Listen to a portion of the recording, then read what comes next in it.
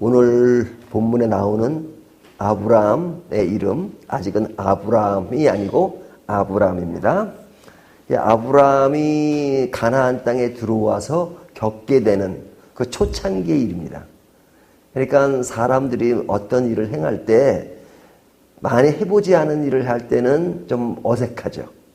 그리고 완벽하게 하지도 못하고 좀 서투르게 일을 하잖아요. 또 뭐 일을 서투르게 하는 것을 떠나서 또 낯선 곳에 가면 모든 것이 좀 어리둥절하고 좀 그런 분위기잖아요. 근데 지금 아브라함이 가나안 땅에 들어온 이야기를 지금 초창기 이야기를 하는 겁니다. 들어온 지 얼마 되지 않았어요. 근데 모든 일이 익숙하지 아니할 때 그가 처음 겪는 일이 어떤 일이었냐면 10절을 보면요. 그 땅에 기근이 들었으므로 그러죠.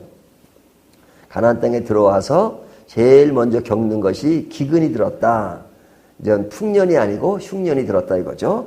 이 흉년이 들었다는 것은 굉장히 심각한 것입니다. 오늘날은 뭐 이 국제 교류가 잘 돼 있어 가지고 흉년이 들어도 다른 곳에 이렇게 쉽게 조달받을 수 있는 것이 있지만 그 당시 상황으로 보면 그 나라에 흉년이 들었다는 것은 굉장히 큰 위기를 맞는 겁니다. 그러니까 아브람도 그런 위기의식을 느꼈겠죠. 가나안 땅에 들어오자마자 기근을 맞이하고 그 기근을 어떻게 처리해 가느냐 하는 문제가 이제 오늘 본문에 나오는데요. 자, 기근을 맞을 때 아브라함의 반응을 보면 10절 다시 봅니다. 그 땅에 기근이 들었으므로 아브라함이 애굽에 거류하려고 그리로 내려갔으니 이는 그 땅의 기근이 심하였습니다. 자, 가나안 땅에 들어왔는데 지금 바로 어디로 가요? 애굽으로 가잖아요. 당시에 애굽은 상당히 부강하고 또 이스라엘 입장에서 볼 때는 굉장히 살만한 나라였죠. 근데 이제 이스라엘에 기근이 들었으니까 지금 그곳으로 피해가는 겁니다. 하나님이 약속한 땅은 가나안 땅이었어요. 근데 가나안 땅에 오자마자 얼마 있지 않아서 지금 어디로 가는 거예요? 애굽으로 가는 거죠. 자, 애굽으로 가서 이제 거기에 적응을 해야 되는데 적응하는 내용의 일부를 소개하고 있는데 그의 아내 사례가 굉장히 예뻤던 모양입니다. 그러니까 그 당시 상황으로 볼 때 이렇게 아름다운 여인이면 이 여인을 가만 놔두지 않겠다라고 생각했던가 봐요. 13절을 보면 이렇게 말하죠. 원하건대 그대는 나의 누이라 하라. 그러면 내가 그대로 안전하고 내 목숨이 그대로 말미암아 보존되리라 하니라. 자, 이게 오늘날 같으면 통할 수 있는 얘기입니까? 통하기가 힘든 얘기잖아요. 예를 들면 제안해보고 뭐 다른 남자에게 보내면서 그냥 뭐 누이라 하라 뭐 그러면 이거는 가정 파괴잖아요. 있을 수도 없는 거죠. 어떤 아내가 너무너무 친절해요. 친절한데 옆집 남자랑 너무 친절해가지고 그 집 가서 거기다 살다시피 해요. 그러면 그거는 불륜이죠, 불륜. 그렇죠? 근데 지금 아브라함이 그 보인 태도는 애굽에 가서 거기에 다른 남자에게 가고 그랬을 때 그 남편이라고 하면 자기가 죽을 수 있으니까 아내 보고 누이라고 하라고 하는 것은 이건 진짜 굉장한 일입니다. 그러니까 우리가 성경에 보면 다윗 같은 경우도 밧세바를 겪는 이야기라든지 이 아브라함에 관한 이야기도 보면 이것이 사실은 그냥 우리가 믿음의 조상이니까 뭐 괜찮다 이렇게 생각하지만 어떤 한 부분만 뜯어보면요 이게 굉장히 심각한 문제입니다. 다윗의 밧세바 사건이라든지 아브라함이 아내를 누이라고 속이는 정도가 남의 남자에게 주는 거잖아요. 그러니까 지금 하나님이 아브라함을 처음에 불렀을 때는 그가 믿음의 길을 갔다 이렇게 말할 수 있지만 그가 가나안 땅에 들어와서 행한 일, 어려움이 있을 때, 기근이 들었을 때 행한 일들, 애굽으로 간 것이나 애굽으로 가서도 자기 누이를 다른 남자에게 주는 그런 모습들은 참 믿음이 약한 모습이다 이거죠.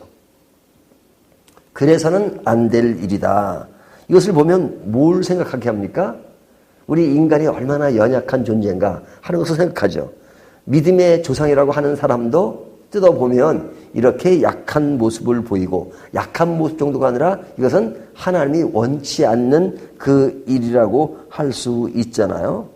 그런데 이제 뒤에 보면 이제 바로가 그 아내를 이제 보았습니다. 14절, 아브라함이 애굽에 이르렀을 때 애굽 사람이 그 여인의 심히 아름다움을 보았고, 그러죠.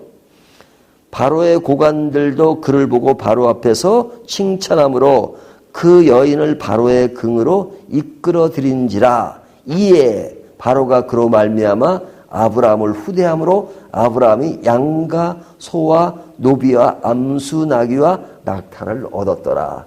자, 이 전략은 성공한 겁니까? 성공하지 못한 겁니까? 성공했죠. 사실은 아브라함이 이때 재산을 많이 얻었어요. 재산을 많이 얻었거든요. 그러니까 갈대아 우르를 통해서 하란을 통해서 들어왔는데 그 먼 거리를 올 때 뭐 좀 살았던 사람이니까 재산이 얼마 있었을지 모르지만 실제로 재산을 많이 모은 거는 이거 바로 왕으로부터 얻은 재산. 그 구체로 나오잖아요. 양과 소와 노비와 암수 나귀와 낙타를 얻었더라. 그러니까 이게 나쁘게 되면 아내를 팔아서 많은 돈을 취한 겁니다. 그러니까 이것을 보고 바람직한 모습이다 이렇게 말할 수 없죠. 하여튼 어떻든 간에 그가 가나안 땅에서 살기 힘드니까 애굽으로 갔고 애굽에서 꽁수를 써가지고 그래도 수익을 얻고 재산을 불렸으니까 오늘날 시대로 말하면 인간적으로 보면 성공한 거죠. 참 머리 좋다. 성공한 케이스란 말이죠. 이런 사람을 뭐라 그래요? 성공한 사람이다. 세상은 그렇게 말한단 말이죠. 하지만 신앙적인 눈으로 보면 이 수는 완전히 잘못된 수입니다. 그래서는 안 되는 수입니다. 그런데 그 뒤에 보면 처음에 시작되는 단어가 뭐예요? 여호와께서 이르시되. 여호와께서. 자, 여호와께서 이르시되 아내 살해의 일로 바로와 그 집에 큰 재앙을 내리신지라 그러죠. 자, 재앙을 누구에게 내렸어요? 아브라함에게 내린 게 아니라 바로에게 내리셨잖아요. 바로와 그 집에 큰 재앙을 내렸다 그러죠. 그러니까 바로 입장에서 보면 아름다운 여자를 얻긴 얻었는데 그냥 그 재앙이 내렸어요. 그래서 그 재앙이 어떻게 된 건가? 아브라함을 불러서 이르되 내가 어찌하여 나에게 이렇게 행하였느냐 그러잖아요. 여기 보면 아내 사라의 일로 바로와 그의 집에 재앙이 일었으니까 이 사실을 안 거죠. 그래서 아브라함을 불러가지고 네가 어떻게 그럴 수 있느냐 하고 이제 그 사례를 돌려보내고 바로 돌려보내고 그 다음에 이제 아무 일이 없었던 것 같아요. 사실은 만약에 바로가 사례와 어떤 같이 있었던 시간들이 많고 그래서 만약에 애를 갖게 되고 그랬다면 이게 이제 아브라함 후손에 대한 얘기가 이게 완전히 뒤바뀌는 거잖아요. 그렇죠? 바로의 아들이 생겼어요. 사례를 통해서 바로의 아들이 생기면 그러면 이게 지금 그 후손에게 복을 주시고 그 후손에서 다윗과 예수 그리스도에 연결되는 그 이 모든 사건이 완전 뒤바뀌는 사건이란 말이에요. 아마 성경에 기록되지 않았을지도 모르죠. 그러니까 이건 굉장히 큰 믿음의 관점에서 보면요. 가장 큰 위기의 사건이에요. 근데 그 위기의 사건을 누가 방향을 잡고 조정해 주시죠? 하나님이. 완전히 하나님의 은혜입니다.